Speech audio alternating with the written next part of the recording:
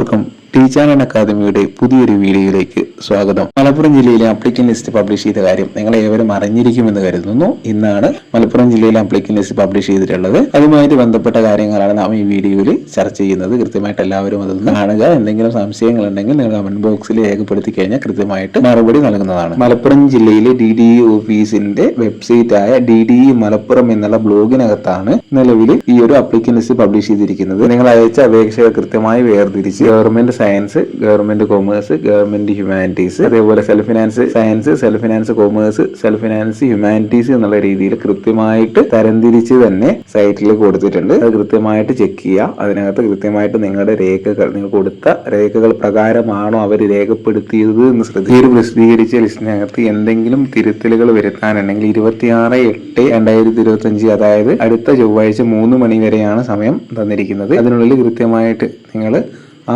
തെറ്റുകൾ തിരുത്തണം. എങ്ങനെയാണ് തെറ്റുകൾ തിരുത്തേണ്ടതെന്ന് പറയാം. ഈ സ്ക്രീനിൽ കാണാൻ കഴിയുന്നത് മലപ്പുറം ജില്ലയിൽ ഗവൺമെന്റ് എയ്ഡഡ് കോളേജുകളിലേക്ക് അപേക്ഷ കൊടുത്ത സയൻസ് പഠിച്ച കുട്ടികളുടെ വിവരങ്ങളാണ്. കൃത്യമായിട്ട് application number, name, religion, community, date of birth, group, mark, total mark, total percentage, remarks എന്നിങ്ങനെ കൃത്യമായിട്ട് കോളമായിട്ട് തരംതിരിച്ചിരിക്കുന്നത് കാണാം. ഇതിനകത്ത് റിമാർക്സ് എന്നുള്ളിടത്ത് നിങ്ങൾക്ക് എന്തെങ്കിലും റിസർവേഷൻ ഉണ്ടെങ്കിൽ അത് കൃത്യമായിട്ട് അവിടെ കാണിച്ചിട്ടുണ്ടാവും. NSS ഉണ്ടെങ്കിൽ NSS ഉണ്ടെന്ന് കാണിച്ചിട്ടുണ്ടാവും. രാജ്യപുരസ്കാരനെ രാജ്യപുരസ്കാരം കാണിച്ചിട്ടുണ്ടാവും. EWS EWS കാണിച്ചിട്ടുണ്ടാവും. കാസ്റ്റ് വൈസുള്ള റിസർവേഷൻ ഉണ്ടെങ്കിൽ അത് കൃത്യമായിട്ട് കാണിച്ചിട്ടുണ്ടാവും. അവിടെ എന്തെങ്കിലും റിസർവേഷൻ കാണിച്ചിട്ടില്ലെങ്കിൽ നിങ്ങൾ കൃത്യമായിട്ട് അത് പരിശോധിക്കണം. ഇതിനകത്ത് എല്ലാ കാര്യങ്ങളും നിങ്ങൾ കൃത്യമായിട്ട് പരിശോധിക്കണം. ഇതിനകത്ത് ആദ്യം തന്നെ നിങ്ങളുടെ അപ്ലിക്കേഷൻ നമ്പർ നോട്ട് ചെയ്യുക. അതിനുശേഷം നിങ്ങളുടെ പേര്, religion, community, date of birth, അതേപോലെ group, mark, percentage, total mark, നിങ്ങൾക്ക് കിട്ടിയ മാർക്ക്, അതേപോലെ റിമാർക്സ്. ഇതിനകത്ത് എന്തെങ്കിലും തെറ്റുകൾ ഉണ്ടെങ്കിൽ അത് കൃത്യമായി നിങ്ങൾ നോട്ട് ചെയ്യുക. എന്നിട്ട് 26/8/2025 അഥവാ അടുത്ത ചൊവ്വാഴ്ച 3 മണിക്ക് മുന്നേ നിങ്ങൾ മലപ്പുറം DDE ഓഫീസിൽ നേരിട്ടെത്തി നിങ്ങളുടെ അപ്ലിക്കേഷൻ നമ്പർ പറഞ്ഞു കൊടുക്കുക. എന്നിട്ട് നിങ്ങളുടെ തെറ്റായ രേഖ എന്താണ് അതിനകത്ത് രേഖപ്പെടുത്തിയിരിക്കുന്നത് എന്ന് പറയുക. നിങ്ങളെ ചിലപ്പം ഡേറ്റ് ഓഫ് ബർത്ത് ആയിരിക്കാം, ചിലപ്പം ടോട്ടൽ മാർക്ക് ആയിരിക്കാം, ചിലപ്പോൾ നിങ്ങളുടെ പേരിനകത്ത് തെറ്റ് വന്നിട്ടുണ്ടാവാം, അല്ലെങ്കിൽ നിങ്ങളുടെ റിസർവേഷൻ ആഡ് ചെയ്യാതിരിക്കാം, ചിലപ്പോൾ രാജ്യപുരസ്കാരം ഉണ്ടെങ്കിൽ അത് ആഡ് ചെയ്യാതിരിക്കാം, അല്ലെങ്കിൽ NSS ഉണ്ടെങ്കിൽ അത് ആഡ് ചെയ്യാതിരിക്കാം. അങ്ങനെ എന്ത് തെറ്റുകൾ വന്നാലും നിങ്ങൾ നേരിട്ട് DDE ഓഫീസിലേക്ക് ഹാജരാവേണ്ടതുണ്ട്. ഇമെയിൽ മുഖേനയോ അല്ലെങ്കിൽ ഫോൺ വിളിച്ചോ കഴിഞ്ഞു കഴിഞ്ഞാൽ ആ തെറ്റുകൾ അവർ തിരുത്തി നൽകുന്നതല്ല. അതുകൊണ്ട് എല്ലാവരും ചൊവ്വാഴ്ചയ്ക്ക് മുന്നേ തന്നെ, ചൊവ്വാഴ്ച 3 മണിക്ക് മുന്നേ തന്നെ DDE ഓഫീസിൽ നേരിട്ട് ഹാജരായി പരാതി രേഖപ്പെടുത്തുക. നിങ്ങൾ അപ്ലിക്കൻ ലിസ്റ്റിൽ ഏത് ഭാഗത്താണോ തെറ്റുള്ളത് അത് തിരുത്താൻ വേണ്ടി നിങ്ങൾ അതിന്റെ ഒറിജിനലുമായിട്ട് പോകാൻ. ഇൻ കേസ് നിങ്ങളുടെ ഡേറ്റ് ഓഫ് ബർത്തിലാണ് തെറ്റുള്ളതെങ്കിൽ ആധാർ കാർഡും അതേപോലെ SSLC ബുക്കും കയ്യിൽ കരുതുക. അല്ലെങ്കിൽ നിങ്ങളുടെ രാജ്യപുരസ്കാരം അതേപോലെയുള്ള മറ്റു റിസർവേഷനാണ് ആഡ് ചെയ്താത്തതെങ്കിൽ അതിന്റെ ഒറിജിനലായിട്ട് പോവുക. അതേപോലെ കമ്മ്യൂണിറ്റി കാര്യങ്ങളൊക്കെ ആണെങ്കിൽ SSLC ബുക്ക് തന്നെ ഇപ്പം ധാരാളം പേര് മതിയാവും. കാസ്റ്റ് സർട്ടിഫിക്കറ്റ് കയ്യിലുള്ളവർ ആ ഒരു സർട്ടിഫിക്കറ്റുകളായിട്ട് പോവുക. എന്താണോ തെറ്റുള്ളത് അത് തിരുത്താൻ വേണ്ടി നമ്മുടെ കയ്യിൽ കൃത്യമായിട്ടുള്ള രേഖകൾ വേണം. അല്ലാത്ത പക്ഷം അവർ തിരുത്തി നൽകുന്നതല്ല. പോകുന്ന സമയത്ത് എന്തായാലും SSLC, +2, ആധാർ പോലെയുള്ള രേഖകൾ കയ്യിൽ കരുതുക. NSS അതേപോലെ മറ്റു റിസർവേഷനാണ് രേഖപ്പെടുത്താത്തതെങ്കിൽ അതിന്റെ സർട്ടിഫിക്കറ്റുകൾ ഒറിജിനലിൽ കയ്യിൽ കരുതുക. ഭിന്നശേഷി വിഭാഗക്കാര്, അതേപോലെ വിമുക്ത പഠന ആശ്രിതര്, ജവാന്റെ ആശ്രിതര്, അതേപോലെ EWS സർട്ടിഫിക്കറ്റ് ഉള്ളവരൊക്കെ കൃത്യമായിട്ട് അവരുടെ സംവരണം ഉറപ്പ് വരുത്തിയിട്ടുണ്ടോ എന്നുള്ളത് ചെക്ക് ചെയ്യുക. പിന്നീട് 26-ാം തീയതി ചൊവ്വാഴ്ചയ്ക്ക് ശേഷം വരുന്ന യാതൊരുവിധ പരാതികളും അവർ സ്വീകരിക്കുന്നതല്ല എന്ന് കൃത്യമായി നമ്മുടെ വെബ്സൈറ്റിനകത്ത് തന്നെ പറയുന്നുണ്ട്. അതുകൊണ്ട് തന്നെ നിങ്ങളുടെ ആ ഒരു കൊടുത്തിരിക്കുന്ന ഡീറ്റെയിൽസിനകത്ത് എന്തെങ്കിലും തെറ്റുകളുണ്ടോ എന്ന് പരിശോധിക്കുക. NSS, NCC, അതേപോലെ രാജ്യപുരസ്കാരം തുടങ്ങിയ റിമാർക്സ് കൃത്യമായിട്ട് രേഖപ്പെടുത്തിയിട്ടുണ്ട് എന്ന് പരിശോധിക്കുക. കായിക മേളയുടെ വിവരങ്ങൾ ഈ ഒരു അപ്ലിക്കൻ ലിസ്റ്റിനകത്ത് രേഖപ്പെടുത്തേണ്ടതില്ല. അതുകൊണ്ട് അത് രേഖപ്പെടുത്തിയില്ലെങ്കിൽ ടെൻഷൻ അടിക്കേണ്ട. ബാക്കിയുള്ള കാര്യങ്ങൾ കൃത്യമായിട്ട് രേഖപ്പെടുത്തിയിട്ടുണ്ടോ എന്നുള്ളത് പരിശോധിക്കുക. മലപ്പുറം ജില്ലയിൽ അപേക്ഷ നൽകിയതിൽ നിന്ന് ചില അപേക്ഷകൾ അവർ തള്ളിയിട്ടുണ്ട്. അത് കൃത്യമായിട്ട് റിജക്റ്റഡ് ലിസ്റ്റ് എന്ന് തന്നെ പറഞ്ഞ് കൊടുത്തിട്ടുണ്ട്. അതിനകത്തുള്ള പേരുകൾ, നിങ്ങളുടെ പേരെന്നെ കൃത്യമായിട്ട് പരിശോധിക്കുക. എന്ത് കാരണം കൊണ്ടാണ് അവർ തള്ളിയതെന്ന് കൃത്യമായിട്ട് പറയുന്നുണ്ട്. ആ ഒരു തള്ളിയതിന്റെ കാരണം കൃത്യമായി പരിശോധിച്ച് അവ തിരുത്തി കഴിഞ്ഞാൽ നിങ്ങളുടെ അപേക്ഷ വീണ്ടും പരിഗണിക്കും. അതുകൊണ്ട് കൃത്യമായിട്ട് ആ ഒരു തെറ്റുകൾ പരിഹരിക്കാൻ വേണ്ടി ശ്രമിക്കുക. മലപ്പുറം ജില്ലയിലെ തള്ളിയ അപേക്ഷയുടെ ലിസ്റ്റാണ് നിങ്ങൾക്ക് ഇപ്പോൾ സ്ക്രീനിൽ കാണാൻ കഴിയുന്നത്. ഇതിനകത്ത് നിങ്ങളുടെ പേര്, serial number, date of birth, subject, remarks എന്നിങ്ങനെ കൃത്യമായിട്ട് കൊടുത്തിട്ടുണ്ട്. ഇതിനകത്ത് ആദ്യം തന്നെ കൊടുത്തിട്ടുള്ളത് അപേക്ഷ ലഭിക്കാതെ സർട്ടിഫിക്കറ്റുകൾ മാത്രം ലഭിച്ചു എന്നുള്ളതാണ്. കൃത്യമായിട്ട് പൂരിപ്പിച്ച അപേക്ഷ വീണ്ടും കൊടുത്തു കഴിഞ്ഞാൽ നിങ്ങളുടെ അപേക്ഷ പരിഗണിക്കും.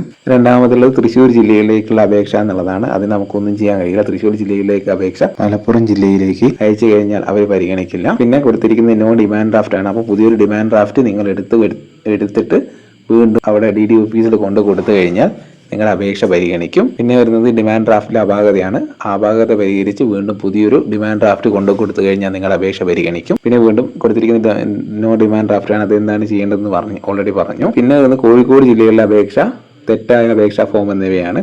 കോഴിക്കോട് ജില്ലയിലെ അപേക്ഷ കോഴിക്കോട് ജില്ലയിലേക്കാണ് അയക്കേണ്ടത്. അപ്പോൾ ഇതിനകത്ത് അവർക്ക് യാതൊരുവിധ കാര്യങ്ങളും ചെയ്യാൻ കഴിയില്ല. അതേപോലെ മറ്റ് ജില്ലകളിലേക്കുള്ള അപേക്ഷ വന്നു കഴിഞ്ഞാൽ മലപ്പുറം ജില്ലക്കാർക്ക് ഒന്നും ചെയ്യാൻ കഴിയില്ല. അത് അപേക്ഷ റിജക്റ്റിലേക്ക് തന്നെ പോകും, അത് മാറ്റാൻ കഴിയില്ല. പിന്നെ ഭാഷാ പൊതുകോട്ട അപേക്ഷ എന്ന് പറയുന്നുണ്ട്. എന്ന് വെച്ചാൽ തിരുവനന്തപുരത്തേക്ക് അയക്കേണ്ട അപേക്ഷ മലപ്പുറം ജില്ലയിൽ DDO ഓഫീസിലേക്കാണ് അയച്ചത്. അതിന്റെ കേസിലും മലപ്പുറം ജില്ലയിൽ DDO ഓഫീസിന് അവർക്കൊന്നും ചെയ്യാൻ കഴിയില്ല. പിന്നെ മാനേജ്മെന്റ് കോട്ടയിലേക്കുള്ള അപേക്ഷ എന്ന് പറയുന്നുണ്ട്. ആ ഒരു കാര്യത്തിൽ നിങ്ങൾ മറ്റൊന്നും ചെയ്യേണ്ടതില്ല. മാനേജ്മെന്റ് കോട്ടയിലാണ് നിങ്ങൾ അപ്ലിക്കേഷൻ കൊടുക്കുന്നതെങ്കിൽ നേരിട്ട് കോളേജിൽ പോയിട്ട് അപേക്ഷ കൊടുത്താൽ മതി. അഥവാ നിങ്ങളോട് ആ ഫോം മാറി മാനേജ്മെന്റ് കോട്ടയുടെ ഫോമാണ് നിങ്ങൾ കൊടുത്തതെങ്കിൽ ആ ഫോം മാറ്റി വീണ്ടും മെറിറ്റ് കോട്ടയുടെ ഫോം കൊടുത്താൽ നിങ്ങളെ പരിഗണിക്കും. പിന്നെ പറഞ്ഞിരിക്കുന്ന ഭാഷാ DLEDന്റെ അപേക്ഷയാണ്, മാറി അയച്ചതാണ്, അതൊന്നും ചെയ്യാൻ കഴിയില്ല. അതുപോലെ മറ്റ് ജില്ലകളിലേക്കുള്ള അപേക്ഷയും വന്നു കഴിഞ്ഞാൽ ഒന്നും ചെയ്യാൻ കഴിയില്ല. ഈ ഒരു തള്ളിയ അപേക്ഷയിൽ നോ ഡിമാൻഡ് ഡ്രാഫ്റ്റ് അല്ലെങ്കിൽ ഡിമാൻഡ് ഡ്രാഫ്റ്റിലെ അപാകത എന്നിവ പുതിയൊരു ഡിമാൻഡ് ഡ്രാഫ്റ്റുമായിട്ട് കൃത്യമായിട്ടുള്ള ഡിമാൻഡ് ഡ്രാഫ്റ്റുമായിട്ട് പോയി കഴിഞ്ഞാൽ പരിഹരിക്കാൻ സാധിക്കും.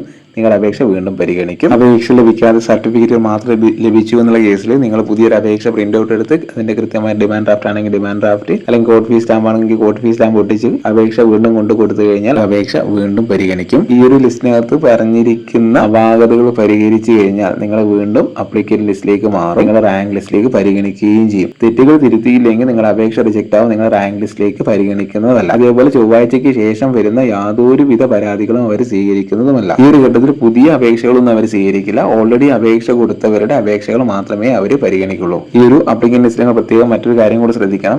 അഥവാ നിങ്ങൾ NSSനോ അല്ലെങ്കിൽ മറ്റ് റിസർവേഷനോ ഇല്ലാതെ അവർ തെറ്റായ രീതിയിൽ ചേർത്തിട്ടുണ്ടെങ്കിൽ, അഥവാ അവരുടെ മിസ്റ്റേക്കിന്റെ ഭാഗമായി ചേർത്തിട്ടുണ്ടെങ്കിൽ നിങ്ങളത് DDO ഓഫീസ് റിപ്പോർട്ട് ചെയ്യാതെ ആ ഒരു റിസർവേഷന്റെ അടിസ്ഥാനത്തിലാണ് നിങ്ങൾക്ക് അഡ്മിഷൻ ലഭിച്ചതെങ്കിൽ ആ ഒരു അഡ്മിഷൻ ക്യാൻസൽ ചെയ്യാനുള്ള അധികാരം DDEക്ക് ഉണ്ട്. അതായത് ഇല്ലാത്ത റിസർവേഷന്റെ അടിസ്ഥാനത്തിൽ ഒരാൾ റാങ്ക് ലിസ്റ്റിൽ ഉൾപ്പെട്ടിട്ടുണ്ടെങ്കിൽ അയാളെ പുറത്താക്കപ്പെടും എന്നാണ് ഈ ഒരു കാര്യം കൊണ്ട് ഉദ്ദേശിക്കുന്നത്. മലപ്പുറം ജില്ലയിൽ മാത്രമേ നിലവിൽ അപ്ലിക്കൻ ലിസ്റ്റ് പബ്ലിഷ് ചെയ്തിട്ടുള്ളൂ. കേരളത്തിൽ മറ്റൊരു ജില്ലയിലും DLEDന്റെ അപ്ലിക്കേഷൻ ലിസ്റ്റ് പബ്ലിഷ് ചെയ്തിട്ടില്ല. ഇത്രയും പെട്ടെന്ന് ഈ ഒരു അപ്ലിക്കേഷൻ ലിസ്റ്റ് പബ്ലിഷ് ചെയ്തതിനകത്ത് മലപ്പുറം DDO ഓഫീസിലെ ഉദ്യോഗസ്ഥർ നല്ല രീതിയിൽ പ്രയത്നിച്ചിട്ടുണ്ട്. ഈ ഒരു അവസരത്തിൽ അവരുടെ ആ ഒരു പ്രയത്നത്തെ നമ്മൾ അഭിനന്ദിക്കുകയാണ്. ഒരു ആപ്ലിക്കേഷൻ ലിസ്റ്റുമായിട്ട് ബന്ധപ്പെട്ട എല്ലാ സംശയങ്ങളും കമന്റ് ബോക്സിൽ ചോദിക്കാം.